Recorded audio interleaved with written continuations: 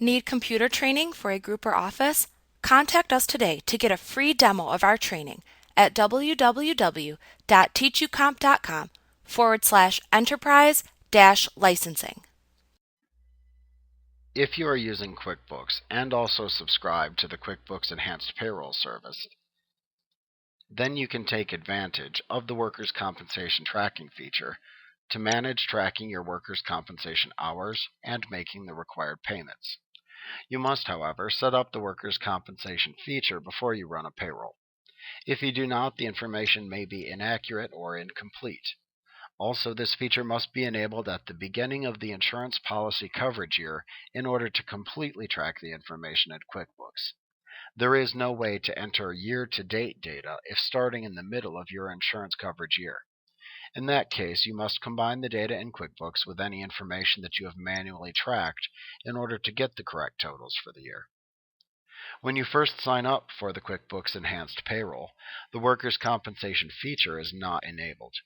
You can turn it on by selecting Edit and then choosing Preferences from the menu bar. This will launch the Preferences dialog box, where you can select the Payroll and Employees icon from the scroll box at the left side. Then click the Company Preferences tab. Then click the Workers' Compensation button. You can place a check mark into the Track Workers' Comp checkbox to enable that feature. You can also check the Display Message to Assign Codes checkbox to enable a classification prompt when entering employee hours into the Pay Employees or Time Tracking windows.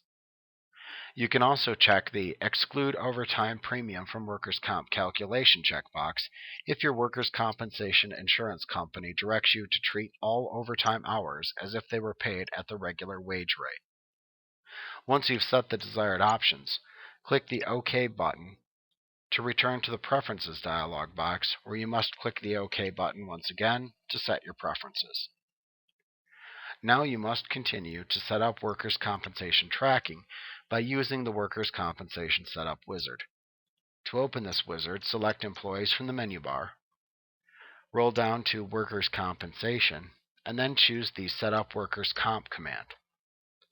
The first screen will display information which you will need in order to complete the wizard, and you can gather that information from your insurance company if needed. Then enter the information into the screens and click Next to move through the wizard. Now, after you've set up the employees and what codes they are assigned by default, you can then issue paychecks as normal, and the workers' compensation will be accrued as you issue paychecks. Note that if you assign a default workers' compensation code to an employee, that code will be used by default when issuing paychecks or entering hours in a timesheet. You can also change the code used for any earning line item in these windows if needed. You can view the workers' compensation information within the Preview Paycheck window as you review your employee paychecks.